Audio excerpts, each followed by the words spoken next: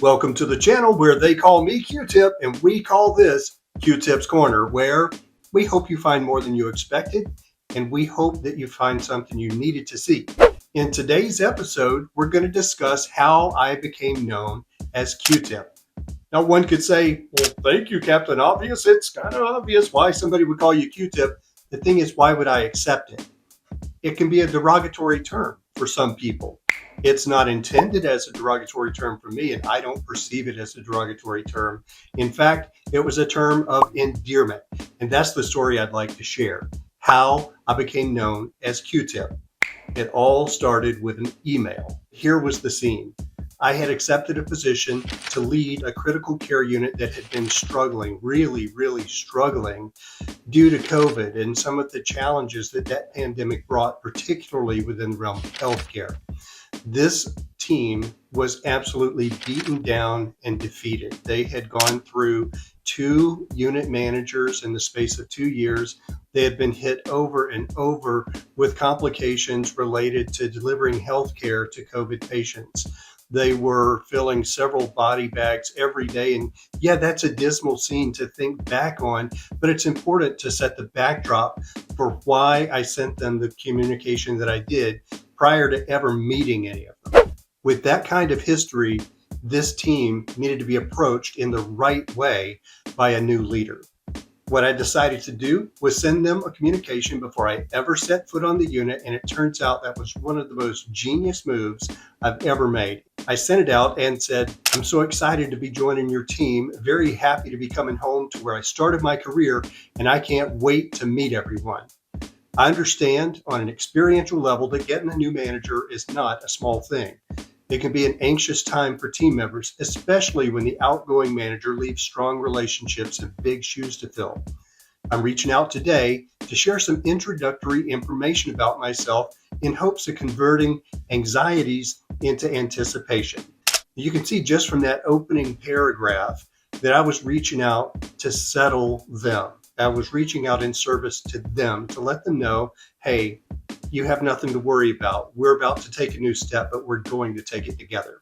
So I broke down my next 2 sections into professional and personal information. So for professional, I said, I don't take myself seriously, but I take what we do very seriously.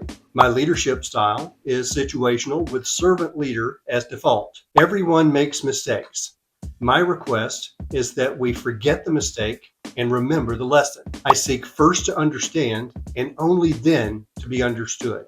I believe we must respect and accommodate different communication styles, which means our default position should always be to assume good intent. I care deeply, even when my aphasic RBF suggests otherwise. If you need me to explain aphasic RBF, please shoot me a comment. I'm happy to share exactly what I mean by that. I'll need your help to realize my potential. You'll have my help to reach yours. I always lead from the front.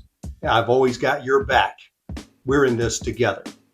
I couldn't think of a stronger professional message to send than that group of bullet points. And it turned out to be a phenomenal thing that helped the team know I was coming in not to make a lot of changes, not to be a whirlwind, not to represent a threat, but to set a new standard. And it made them a little more receptive to me. In the personal section, I pretty much laid it all out on the line. 1 wife, many guitars. Think on that one for a second. 2 adult children. My hair has been going gray since I was 19. Today it's all salt, no pepper. When I wear blue scrubs and white shoes, I look like a big old Q-tip with a dad bod. One would think I would stop there, but oh no. I used to be a triathlete. Today, I'm a try-all-to-eat. I'm very difficult to offend, and it's RBF, I promise. I'll close by saying that I've looked up to our director as a colleague, a friend, and a mentor for nearly a decade. If you know her, you know me, at least in the area of intentions. I hope to be on campus as early as Tuesday to meet everyone. Let's get started getting started. So that was how the legend of Q-Tip got started. I sent them an email before I ever came onto the unit. And whenever I walked on for the first time, they kind of looked me up and down and you wasn't lying. Dude does actually look like a big old Q-tip with a dad bod. And therein, the legend of Q-Tip was born. The question is, what did it evolve into? And that's the rest of the story. I had sent out what I looked like as a Q-Tip to be basically not a stuffed shirt, to be someone who didn't take himself seriously, but took what he did very seriously. And they accepted that as soon as they learned that I was actually faithful to not taking myself seriously. Pretty soon, banter started, and this was within the course of 3 or 4 weeks. It takes time to ease into stuff like this, especially with a team that's experienced so much trauma for such a long period of time. Whenever this team started to banter, I knew we were on to something. Now, I didn't know that it was the name Q-Tip that started it, but indeed it was. Whenever I came in as the unit manager, there was the silent generation, baby boomers, Generation X, millennials, and Gen Z, all together, all working with the same patients, using the same equipment, the same technology. This requires master strokes of leadership in order to make it all function and function at a high level. That's where Q-Tip came in. Q-Tip became kind of a rallying cry because I could be somebody that was kind of a peer to the silents and the baby boomers. And I was somebody, I actually am a Gen Xer myself, but I'm an older Gen Xer. I really identified with them in their work ethic and the way that they approach things. The millennials appreciated me as a crazy uncle, and then the Gen Zs always kind of thought of me as dad. So it really worked out that everybody saw me as a character of Q-Tip who had the humanity of who I actually was and who I represented as leadership.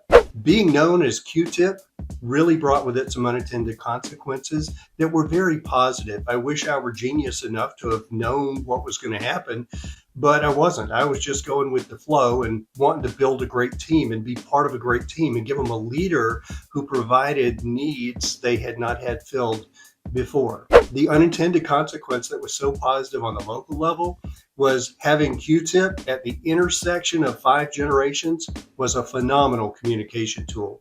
I never intended that, but I certainly leveraged it, and my goodness, it made a difference in the spirit of that team. We actually had a waiting list of people waiting to come and join us on that unit. Having Q-Tip as a corporate identity was a really cool thing because it allowed me as a crushing introvert to have like a suit of armor whenever I went to work. It wasn't a place to hide.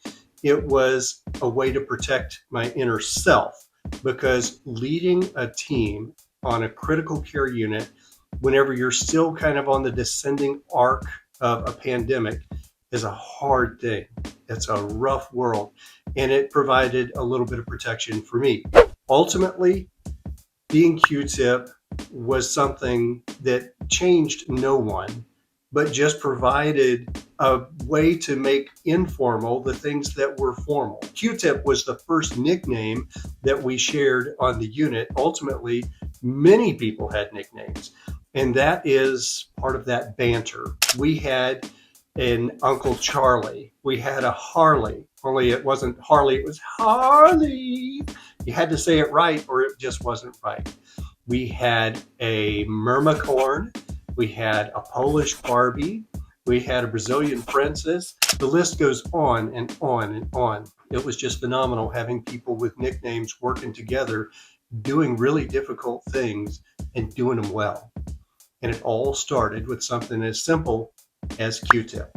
Somebody walking on the unit with blue scrubs and white hair and a dad bod.